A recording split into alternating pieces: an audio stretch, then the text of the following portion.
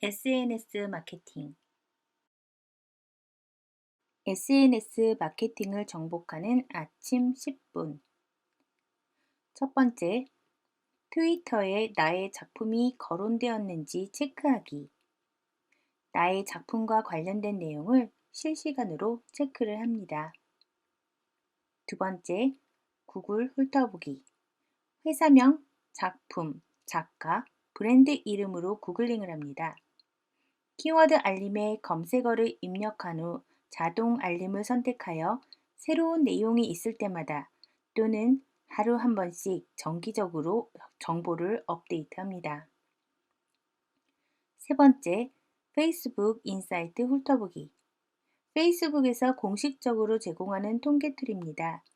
웹페이지 이용자들과 운영 콘텐츠에 대한 다양한 통계 수치를 확인할 수 있습니다. 새로운 사항이 있으면 체크하여 웹페이지에 올립니다.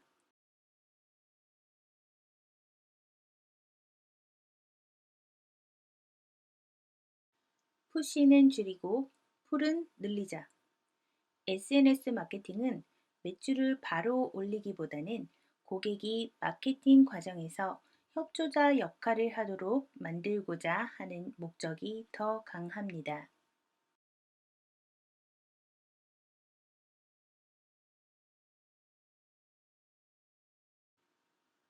SNS를 운영하는데 핵심 원칙입니다. 첫 번째, 투명해야 합니다. 두 번째, 정직해야 합니다. 누구이며 소속은 어디인지 분명히 밝혀야 합니다. 다른 사람의 개인정보를 공개해서는 안 됩니다. 본인이 표현하는 의견은 어디까지나 본인의 의견이며 소속단체의 의견이 아님을 분명히 밝혀야 합니다. 세 번째, 제품 또는 서비스를 푸시하려는 의도로 소셜 네트워크를 사용하지 말아야 합니다.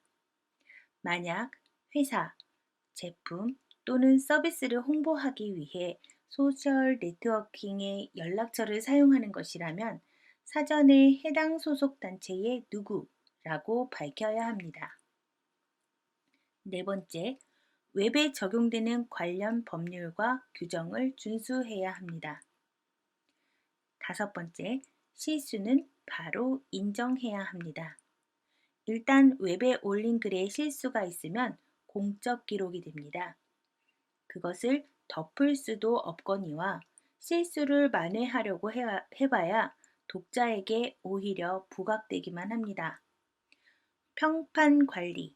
평판은 신뢰와 마찬가지로 쌓는 것은 어렵지만 잃는 것은 눈 깜빡할 사이입니다. 벤자민 프랭클린은 이렇게 말했습니다. 좋은 평판을 쌓으려면 선행을 숱하게 해야 하지만 이루려면 나쁜 일 한 번만 하면 된다. 고요. 여섯 번째, 건설적이며 타인의 명예를 훼손하지 말아야 합니다. 일곱 번째, 허락 없이 다른 사람의 글을 올리지 말아야 합니다. 퍼나르기를 할 때에는 반드시 출처를 밝혀야 합니다.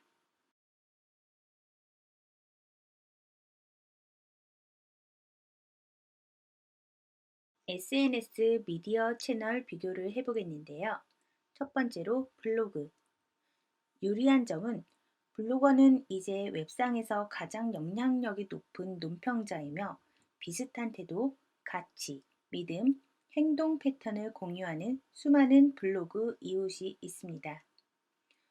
불리한 점은요, 긍정적인 보도를 목적으로 한 블로거 대상 홍보 노력을 보장해 주지는 않는다는 것입니다. 때로는 자신이 조종당하고 있다고 느끼는 블로거에게 역풍을 맞기도 합니다. 특히 잘하는 점은 블로거의 시각을 진심으로 존중하고 이해한다고 하면서 친밀한 관계를 구축할 수 있고요. 특히 못하는 점은 기업은 블로거와의 상업적인 약속에 주의해야 한다고 하는 점입니다.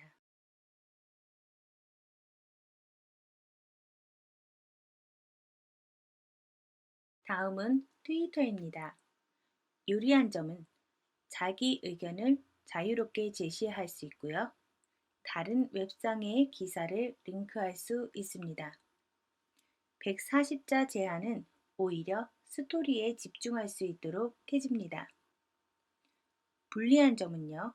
일단 트위터를 시작해서 팔로잉을 구축했으면 조심스럽게 관리해야 합니다. 전달 모드보다는 수용 모드에 가깝습니다. 특히 잘하는 점은 실시간으로 트렌드를 추적하며 즉각적인 여론을 모으는데 유용하고요. 조직의 이미지와 인식을 24시간 사이클로 체크할 수 있습니다. 특히 못하는 점은 자세한 설명이 필요한 복잡한 생각, 문제, 아이디어는 다른 채널을 이용해야 합니다. 커뮤니케이션 과정의 한 부분으로 생각하고 사용해야 합니다.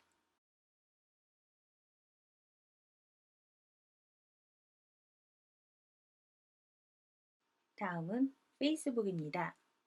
유리한 점은 페이스북의 성공은 소셜 네트워크 사이트 등장의 배경으로 작용했습니다.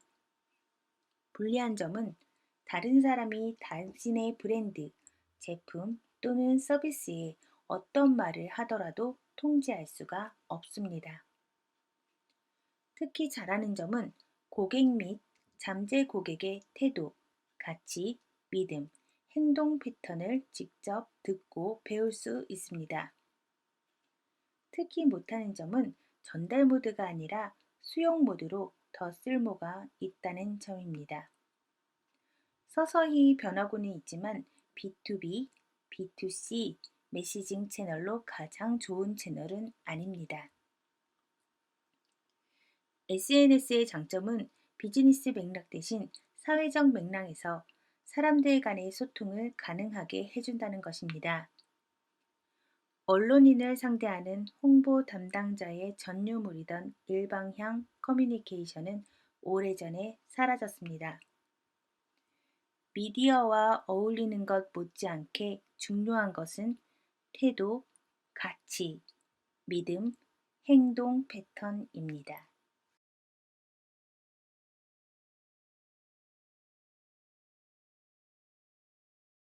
실전.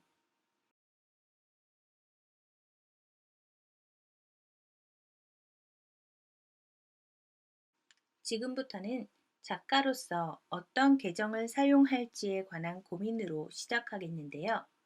반드시 똑같은 서비스의 계정을 사용할 필요는 없습니다.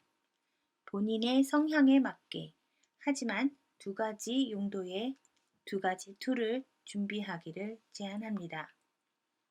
평소 편안한 이슈로 소통할 수 있는 개인적인 계정, 그리고 포트폴리오를 따로 관리할 수 있는 계정입니다.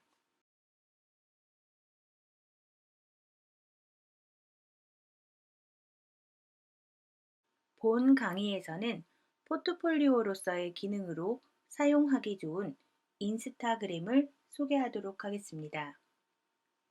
인스타그램은 인스턴트와 텔레그램의 합성어로 세상의 순간들을 포착하고 공유한다 라는 뜻입니다.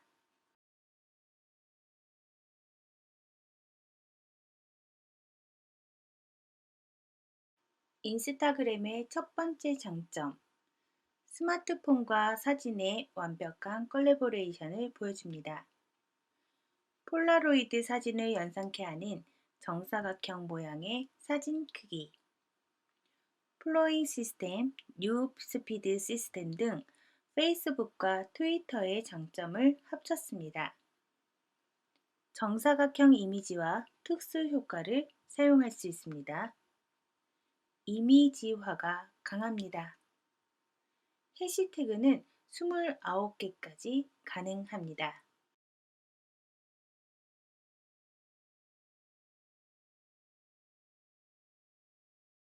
인스타그램의 장점 두 번째, 예쁜 사진만으로도 간편하게 소통할 수 있습니다.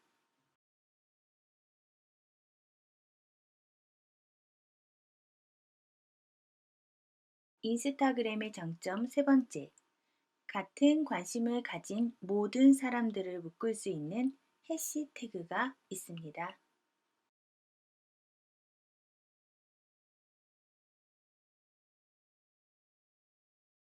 인스타그램의 장점 네 번째, 셀러브리티들이 더 많은 사람을 불러 모으는 기능을 해줍니다.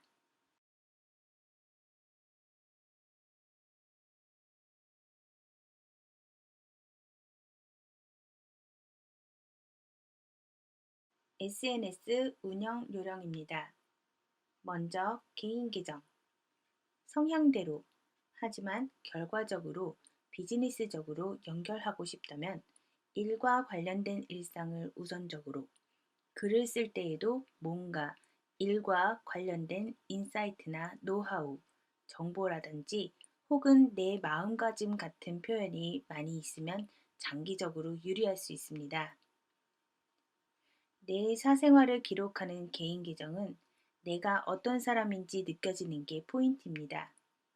이 사람이 누구인지가 보이고 그 과정에서 신뢰와 호감이 생겨야 됩니다. 일상의 기록을 하더라도 일과 관련된 일상을 주로 기록하고 그 일을 대하는 마음가짐, 생각, 진심, 행동 등이 드러날수록 도움이 됩니다. 포트폴리오 계정, 인스타그램을 추천하고요. 따로 만들어서 일과 관련된 결과물들을 차근차근 업로드하는 곳입니다. 팔로워가 많지 않아도 되고요. 포트폴리오를 요청할 때 이 포트폴리오 계정의 URL을 첨부하거나 소식만 받고 싶다고 하시는 분들한테 이 계정을 안내하는 것처럼 효과적으로 사용이 가능합니다. 포트폴리오 형태로 운영을 하신다면 팔로워 수를 늘려야 되겠다는 목적을 가지지 마시고요.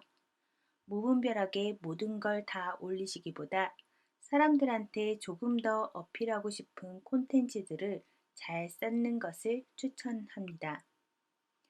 내 소식을 공부하는 사람들에게 공식적인 내용을 전달하겠다 라는 생각을 가지고 운영을 하시기 바랍니다.